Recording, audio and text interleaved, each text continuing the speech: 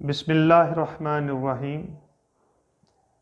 क्या क्या फ़रेब दिल को दिए इज़्तिराब में, उनकी तरफ से आप लिखे ख़त जवाब में। कासिद के आते आते ख़त एक और लिख रखूँ, मैं जानता हूँ जो वो लिखेंगे जवाब में। अज़ीज़ तलबा व तालिबात, मैं professor Mohammad Shabbir Zamani online lectures के साथ आपके रूबरू हूँ। उम्मीद करता हूँ कि आप खैरियत से होंगे। मेरे अज़ीज़ तलबा, आज हमारा मौजू है ख़त नवीसी। ख़त है क्या, पहले हम इस पे बात करेंगे। जैसा कि आपके सामने वाइट बोर्ड पर लिखा हुआ है कि ख़त अरबी ज़ुबान का लफ्ज़ है जिसके माना तहरीर, लकीर, निशान या चिट्ठी के हैं। ताहम अदबी इस्तिलाह में ख़त से मुराद दो अशख़ास के दरमियान तहरीरी राबिता है। ख़त के मुतल्लिक़ मिर्ज़ा असदुल्लाह ख़ान गालिब के ये अल्फाज बहुत अहम हैं। उन्होंने कहा था कि ख़त दरअसल निस्फ़ मुलाकात है। इस ज़िमन में वो ख़ुद कहते हैं, हज़ारों कोस से बाज़बान कलम बातें किया करो, हिजर में विसाल के मज़े लिया करो। यानी कि ख़त कागज़ के टुकड़े पर लिखा हुआ दिल का अहवाल है, जो एक तरफ से दूसरी तरफ पहुंचाया जाता है और दूसरी तरफ से भी फिर ऐसी ही मशक की जाती है। बाहमी राबिता एक कागज़ के टुकड़े पर होता है। दिल की बातें, गिरदो नवाह की ख़बरों का तबादला इसी कागज़ के टुकड़े पर होता है। ये है ख़त। अज़ीज़ तलबा व तालिबात, ख़त की एक जानदार रवायत है जो हमारे अदब में मिलती है। इसको देखें तो ख़त का चलन ज़माना कदीम से है। जब से इंसान ने बोलना सीखा, इंसान मुहज़्ज़ब हुआ और इंसान मुआशरे बनाने लगा, मुख्तलिफ़ जगहों पर रहने लगा, एक दूसरे के हालात वाक़यात जानने की दिल में तमन्ना पैदा होने लगी, ज़ुबान वजूद में आई, तहरीर वजूद में आई, तो फिर ख़त भी सामने आया। शुरू आगाज़ में ये ख़त परिंदों के ज़रिए पहुँचाया जाता था। तरबियत याफ्ता परिंदे होते थे जिनके पंजों से छोटा सा एक टुकड़ा कागज़ का बांध कर भेजा जाता था। ये ख़त उस वक्त अवामुन्नास के दरमियान नहीं पहुँचता था, बल्कि कुछ मुख्तलिफ़ बादशाह या सुराग रसान लोग जो हैं वो जासूसी के लिए, सुराग रसानी के लिए इसे इस्तेमाल करते थे। लेकिन जैसे जैसे ज़माना तरक्की करता गया, ख़त का चलन आम होता गया। बाकायदा घुड़सवार रखे जाते थे जो तेज़ रफ्तारी से घोड़े दौड़ाते थे। एक मंजिल तक एक घुड़सवार जाता था, ख़तों का थैला अगले घुड़सवार को पहुंचाता था और यूं फिर ये सिलसिला चलता चलता हज़ारों मील तक ख़त को पहुंचा जाता था। इसी तरह जैसे और तरक्की हुई तो बाकायदा ख़त पहुंचाने के लिए महकमे कायम होने लगे। ख़ुद मुसलमानों में हमें दीवानुल बुरीद के नाम से एक शोबा नज़र आता है जो ख़तों को एक जगह से दूसरी जगह पहुंचाने का काम करता था। जहां अंग्रेज़ों ने और बहुत सारे मामलात में तरक्की की, उन्होंने बाकायदा पोस्ट ऑफिस, जिसे डाकखाना कहते हैं, उसका शोबा भी कायम किया। ख़ुद हिंदुस्तान में बहुत सारे डाकखाने बनाए गए और एक पूरा जाल डाकखानों का बिछाया गया। पाकिस्तान पोस्ट ऑफिस आज भी इसी ज़िमन में काम कर रहा है। इसी तरह ये सिलसिला रुका नहीं, ज़माना जिद्दत इख्तियार करता गया। ये कागज़ का टुकड़ा बरकी लहरों में बदल गया कि उस वक्त जब के पहले टेलीग्राम, जिसको तार कहते हैं, वो वजूद में आया और उसके बाद यही टेलीग्राम टेलीफैक्स और ईमेल की शक्ल इख्तियार कर गया। आज ख़त बरकी लहरों पर भी पहुंचाया जाता है, जिसे बरकी मरासला यानी ईमेल कहते हैं, और कागज़ के इस टुकड़े पर भी पहुंचाया जाता है। वो लोग जो रवायात को बरकरार रखे हुए हैं, आज भी उन्हें ख़त का असल मज़ा कागज़ के टुकड़े पर लिखने में ही आता है। वो हाथों का लमस जो एक हाथ से लिखे हुए कागज़ के टुकड़े में मुंतकिल होता है, वो आज भी महसूस करने वाले महसूस करते हैं और ख़त लिखते हैं। ख़त लिखा जाता है तो आज पोस्ट ऑफिस यानी डाकखाना कायम है, वरना इसका वजूद ख़त्म हो चुका होता। तो अज़ीज़ तलबा व तालिबात, ये ख़त सिर्फ़ कागज़ का एक टुकड़ा नहीं है, ये दिल के अहवाल हैं, ये माफ़ी ज़मीर है, ये तख्लीकी सलाहियतों का इजहार है, ये इंसान के दिल की आवाज़ है जो ज़ेब करतास हो जाती है। अज़ीज़ तलबा व तालिबात, ख़त एक रवायत है, ख़त एक जानदार पैगाम रसानी का ज़रिया है जो कल भी था और आज भी है। हाँ, ये ज़रूर है कि इसके लिखने का चलन पहले से कम हो गया है। तो ख़त की रवायत के बाद अगर हम देखें तो ख़त में अज़ीज़ तलबा व तालिबात मुख्तलिफ़ अक़साम हमें मिलती हैं। इनमें सबसे पहली किस्म है शख्सी या निजी ख़तूत, दूसरी है अमूमी ख़तूत, तीसरी है रस्मी ख़तूत, चौथी है सरकारी या दफ्तरी ख़तूत और पाँचवीं है कारोबारी या तजारती ख़तूत। जब हम शख्सी या निजी ख़तूत की बात करते हैं तो ये वो ख़तूत हैं जो हम अपने दोस्तों, रिश्तेदारों को और अपने ख़ानदान वालों को लिखते हैं, अपने जो भी फैमिली मेम्बर्स हैं उनको हम लिखते हैं। इसमें असातिज़ा भी शामिल हैं। अमूमी ख़तूत आम तौर पे ऐसे ख़तूत होते हैं जो इज्तमाई नवीयत के होते हैं, जिनका मुखातिब तो कोई एक ही शख्स होता है लेकिन मसला कोई इज्तमाई नवीयत का होता है। जैसे मोहल्ले की सफाई का मामला है, जैसे डाकिये की शिकायत का मामला है, या किसी अखबार के मुदीर के नाम कोई ख़त है जिसमें कोई इज्तमाई नवीयत का मसला उसे बयान करना है, तो इसे फिर अमूमी ख़तूत कहते हैं। आगे है रस्मी ख़तूत। रस्मी ख़तूत अमूमन वो ख़तूत होते हैं जो मुख्तलिफ़ रसूमात की अदायगी के बुलावे के लिए भेजे जाते हैं। जैसे आजकल शादी कार्ड आता है, वो तो छपा छपाया आ जाता है, लेकिन पहले ये रुक़े की सूरत में, ख़त की सूरत में लिखा जाता था। अकीक़ा है किसी का, किसी की सालगिरह है, कोई महफ़िल मिलाद है, महफ़िल मुसालमा है, इस तरह की कोई बात है तो बाकायदा ये ख़त लिख कर भेजा जाता है। इसी तरह सरकारी या दफ्तरी ख़तूत हैं। ये वो ख़तूत हैं जो सरकारी सतह पर सरकारी महकमों के दरमियान लिखे जाते हैं। इनमें अमूमन सरकारी शोबों या महकमों से मुतल्लिक़ा मामलात ही बयान किए जाते हैं। फिर है कारोबारी या तजारती ख़तूत। ये वो ख़तूत होते हैं जो मुख्तलिफ़ कारोबारी जो लोग हैं या तजारत से ताल्लुक़ रखने वाले लोग हैं, वो कारोबारी मामलात के सिलसिले में एक दूसरे को लिखते हैं। ये मुख्तसर ख़तूत होते हैं, ज़्यादा तवील ख़तूत नहीं होते हैं। इस लिहाज से हम देखें तो ख़त के मुख्तलिफ़ हिस्से हमारे सामने आते हैं। पहला हिस्सा है पेशानी। पेशानी में दो चीज़ें आती हैं, इम्तहानी मरकज़ यानी जहाँ से ख़त लिखा गया है, और दूसरी तारीख़। ये दो चीज़ें इसमें बयान की जाती हैं। ये ख़त का आगाज़ होता है। फिर दूसरी बात है अलक़ाब व आदाब, यानी जिसके नाम ख़त लिखा जा रहा है उसको किस लक़ब से पुकारा जा रहा है और उसको क्या आदाब व तस्लीमात बजा लाए जा रहे हैं, वो इसमें बयान किए जाते हैं। इसके बाद है तमहीदी कलमात। तमहीदी कलमात दरअसल आगाज़ हैं, ख़त का आगाज़, पहले जुमले हैं ये, जिसमें कहा जाता है कि खुदा के फ़ज़ल से मैं खैरियत से हूँ और आपकी खैरियत नेक मतलूब है, आपका वाला नामा मिला, पढ़कर खुशी हुई। इस तरह के अल्फाज से ये जुमले शुरू होते हैं। या फिर अगर किसी मुदीर के नाम है तो उसे कहा जाता है आपके मुअक्कर जरीदे से मालूम हुआ। इस तरह के जुमले इसमें आते हैं। फिर इसके बाद है असल मुद्दा। असल मुद्दा का मतलब कि यहाँ ख़त का वो हिस्सा बयान किया जाएगा जो कि ख़त लिखने का मकसद है। जिस मौजू को सामने रखकर ख़त लिखा गया है वो इसमें बयान किया जाएगा।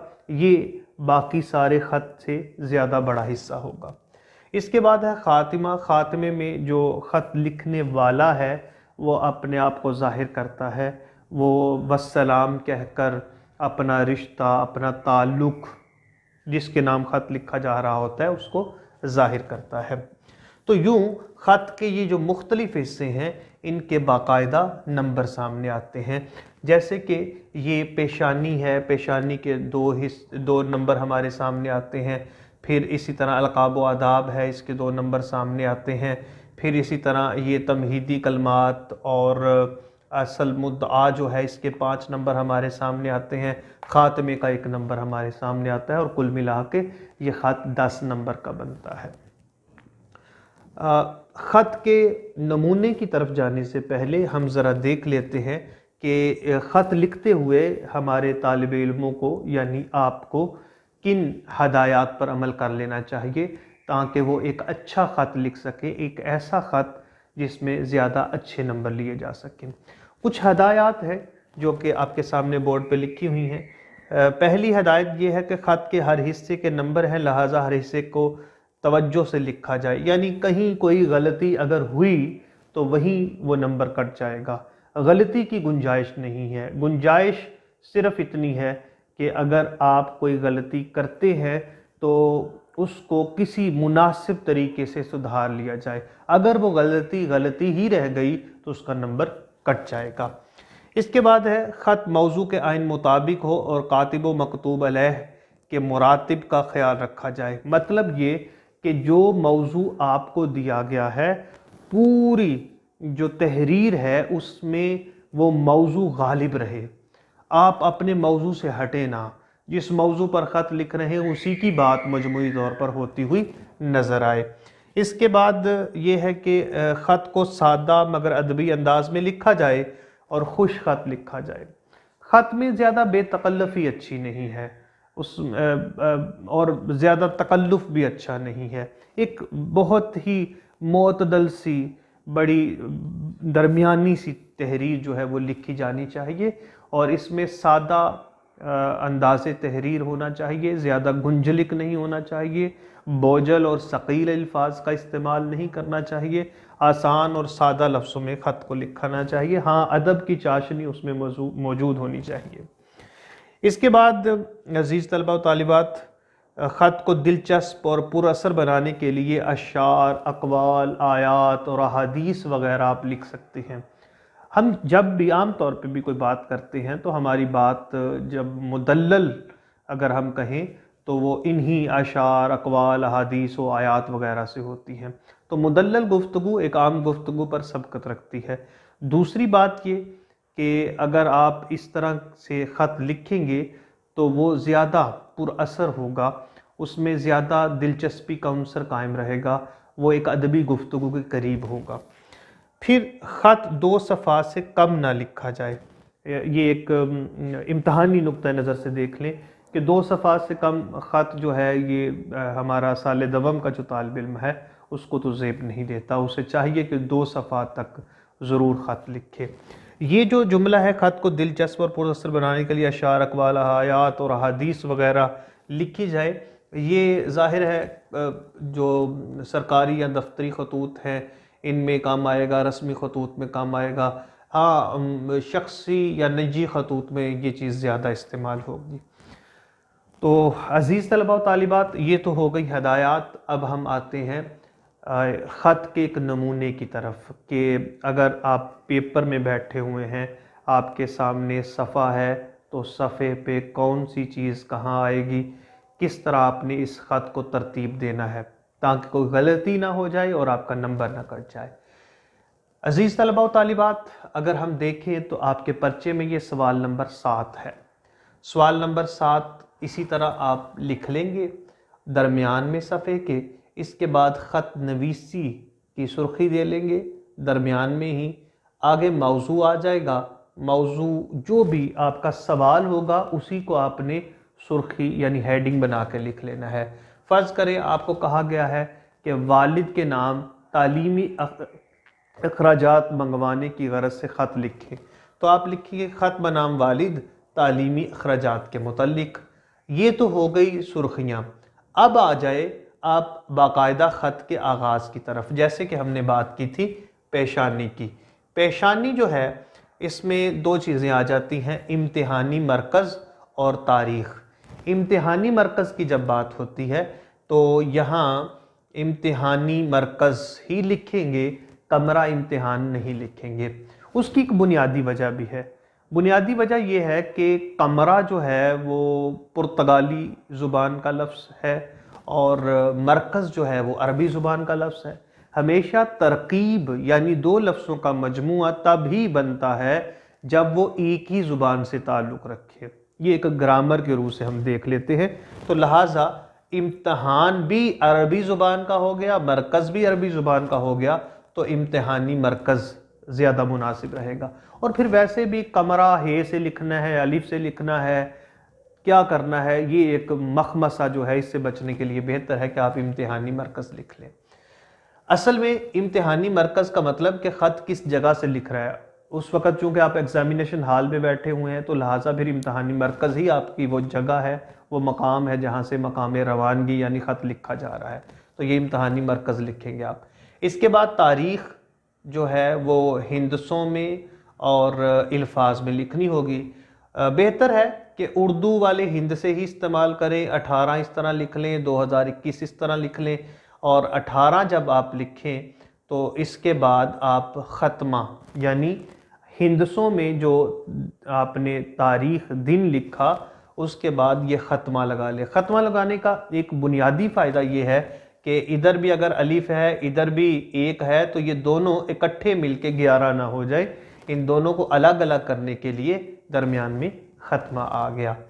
इसके बाद 2021 लिखे हैं। आप देखिए उर्दू में जब आप 2021 लिख रहे हैं तो इसमें ये जो एक 2000 में ज़ीरो बना हुआ है या सिफर बना हुआ है वो एक छोटा सा नुक्ता है, जबकि अंग्रेज़ी में ये इस तरह एक दायरा होता है। तो आपने उर्दू में लिखते हुए ख्याल रखना है कि ये इसी तरह से एक छोटा सा नुक्ता बने, डॉट बने। आगे ईस्वी की अलामत लगा लें। ईस्वी की अलामत जब लग गई तो फिर ये इस तरह लगाने की बिल्कुल भी ज़रूरत नहीं है। साथ लफ्ज़ तारीख़ लिखने की ज़रूरत नहीं है, इसके साथ लफ्ज़ मोरखा लिखने की ज़रूरत नहीं है। बिल्कुल इसी तरह आप तारीख़ लिख दीजिए, इसके अलावा कुछ और करने की ज़रूरत नहीं है। हाँ, ये ज़रूर आप कर सकते हैं कि आप 18 इसी तरह लिख लें, आगे अक्टूबर इस तरह लिख लें और 2021 जो है वो इस तरह से लिख लें। ये मुनासिब है। या तो इस तरह कर लें या इस तरह कर लें। ये जो चीज़ें हैं ये बिल्कुल करने की ज़रूरत नहीं है। अगर अंग्रेज़ी में आएगी तो फिर ये हिंद से जो है इनमें सिफर इस तरह से ज़ीरो बनेगा, और अगर उर्दू में आएगी तो फिर इस तरह से बनेगा। इसके बाद हम आते हैं आगे अलकाब व अदाब की तरफ। जिसके नाम ख़त लिखा जाए उसी के मर्तबे के मुताबिक आपने अलकाब इस्तेमाल करनी है। अमूमन बड़ों के लिए किबला व काबा, मोहतरम, मुकरमी, इस तरह के अल्फाज इस्तेमाल किए जाते हैं। छोटों के मुतल्लिक़ प्यारे और अजीज़म, इस तरह के अल्फाज इस्तेमाल किए जाते हैं। तो वालिद के नाम है किबला काबा, वालिद ग्रामी। इसके बाद निदाइया की अलामत इस्तेमाल कीजिए। निदाइया की अलामत उस वक्त इस्तेमाल होती है जब हम किसी को मुखातिब करते हैं, तो लिहाजा ये हम वालिद साहब को मुखातिब किया गया तो निदाइया की अलामत आ जाएगी। अब अगर आप अस्सलामु अलैकुम अगली लाइन से लिखते हैं तो अस्सलामु अलैकुम के बाद यह राब्ता की अलामत लगा लेंगे और फिर लिखना शुरू कर देंगे। अस्सलामु अलैकुम यहाँ आएगा तो फिर आगे ख़त्मा की अलामत आ जाएगी। अज़ीज़ तलबा व तालिबात, अस्सलामु अलैकुम एक बुनियादी गलती हमसे हो जाती है, वो ये कि हम जब अस्सलाम लिखते हैं तो हम इस तरह से लिख देते हैं अस्सलाम, ये बन गया इस्लाम। हमने यहाँ बुनियादी गलती ये की कि हमने इसका लाम ना खींचा, ये लगेगा तो ये अस्सलाम बनेगा। अब अस्सलाम जब बन गया तो एक और गलती हम करते हैं, वो क्या कि हम यहाँ वाव लगा देते हैं। हालांकि ये वाव बिल्कुल भी नहीं आता, बल्कि इसके बाद अलैकुम इस तरह से इस्तेमाल होता है, अस्सलामु अलैकुम। इसके बाद तमहीदी कलामात शुरू हो जाएंगे। तमहीदी कलामात वही खुदा के फजल से मैं खैरियत से हूँ और आपकी खैरियत नेक मतलूब है, या फिर आपका वाला नामा मिला पढ़कर खुशी हुई, या फिर अगर किसी मदीर के नाम है तो आपके मुअक्कर जरीदे से मालूम हुआ। अब मैं आपके मुअक्कर जरीदे का, आपके अखबार का बावकार जो है कारी हूँ, इस तरह से इसे शुरू करेंगे। फिर ये जब मुकम्मल हो जाए तो आप असल मुद्दे की तरफ आ जाएंगे। ये 2-4 लाइनों का ही होगा, फिर आप असल मुद्दे की तरफ आएंगे और असल मुद्दे में आपने इस बात को, जो आपका मौजू है, उसको मद्देनज़र रखना है। ये 2-4 पैराग्राफ का, 3 पैराग्राफ का, 5 पैराग्राफ तक हो सकता है, यानी ये 2 सफ़ों तक जब आप ख़त लिख के लेकर जाएंगे तो ये ही असल हिस्सा ज़्यादा आगे बढ़ेगा। इसमें फिर आप लिखते चले जाएंगे, और जब आप इख्तितामी कलमात की तरफ बढ़ेंगे तो इख्तितामी कलमात में आप वही अल्फाज जो दुआया के तौर पर इस्तेमाल होते हैं, मसलन आप कहते हैं कि अल्लाह आपका हामी और नासिर हो, अल्लाह आपका साया हमेशा हमारे सरों पर कायम रखे, खुदा से दुआ है कि वो आपका मददगार हो। और फिर इसके बाद वस्सलाम, और वस्सलाम में भी वही गलती आमतौर पे देखी जाती है कि वाव के बाद अलिफ तो लिख लेते हैं, लेकिन सीन के साथ वो लाम जो है वो आप जोड़ना भूल जाते हैं। अगर ये रह गया तो फिर ये गलत, इसलिए वस्सलाम में भी लाम आएगा। और फिर वस्सलाम के बाद आपने इस रिश्ते को मद्देनज़र रखना है जिसके नाम ख़त लिखा गया है। चचा के नाम है तो भतीजा आ जाएगा, अगर मामू के नाम है तो भांजा आ जाएगा, अगर वालिद के नाम है तो आप लिख लेंगे आपका फ़र्जंद। अगर आप किसी जरीदे या रिसाले या अखबार के मुदीर के नाम लिख रहे हैं तो फिर आपका शुक्रगुजार, आपका न्याज़मंद, कौम का खैर अंदेश, इस तरह के अल्फाज आप लिख लेंगे। अगर उस्ताद के नाम है, आपका शागिर्द हम लिख रहे हैं, वहाँ भी कौम का खैर अंदेश, या फिर वहाँ भी इस तरह का कोई लफ्ज़ आप लिख सकते हैं जिसमें आपका शुक्रगुजार, आपका न्याज़मंद, इस तरह के अल्फाज लिख सकते हैं। इसके नीचे अलिफ, बे और जीम ये आप लिख लेंगे। ज़रूरी नहीं कि आप अपना नाम लिखें, सिर्फ अलिफ, बे और जीम इन ख़त्मा के साथ आप लिख दें और यूँ आपका ये ख़त जो है ये मुकम्मल होगा। अब इसके हर हिस्से के अलग अलग नंबर हैं। अगर हम देखें तो ये जो इम्तिहानी मरकज़ है इसका 1 नंबर है, ये जो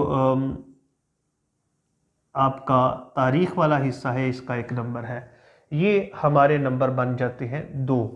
इसी तरह यहाँ इसका 1 नंबर है, ये जो हमारा अलक़ाब व आदाब है, और अस्सलामु अलैकुम यानी ये वाला हिस्सा, इसका भी 1 नंबर है। ये हमारे नंबर बन जाते हैं 4, और 1 नंबर इधर आखिरी हिस्से का है, इसका 1 नंबर बना, तो ये 5 नंबर हो गए, और यूँ इस हिस्से के कुल मिला के 5 नंबर बनते हैं, जिसको हम ख़त का मतन कहते हैं या नफ्स मज़मून कहते हैं। यूँ ये 10 नंबर का हमारा जो है ख़त वो बनता है। अगर हम इसमें 10 में से 10 नंबर ले लेते हैं तो ये हमारी खुशनसीबी है, ये हमारी मेहनत का अजर है। हर हिस्से पर भरपूर तवज्जो की ज़रूरत है, हर हिस्से को बेहतर बनाने की ज़रूरत है। अज़ीज़ तलबा व तालिबात, ये सवाल ऐसा आसान है कि इसमें पूरे पूरे नंबर लिए जा सकते हैं। मेहनत और तवज्जो की ज़रूरत है। उम्मीद करता हूँ कि आप इसमें पूरे नंबर लेंगे, और ये उम्मीद करता हूँ कि आपको आज का ये लेक्चर पूरी तरह समझ आया होगा। अल्लाह ताला हम सब का हामी और नासिर हो। इंशाअल्लाह नई वीडियो के साथ मुलाकात होगी। अल्लाह हाफिज़।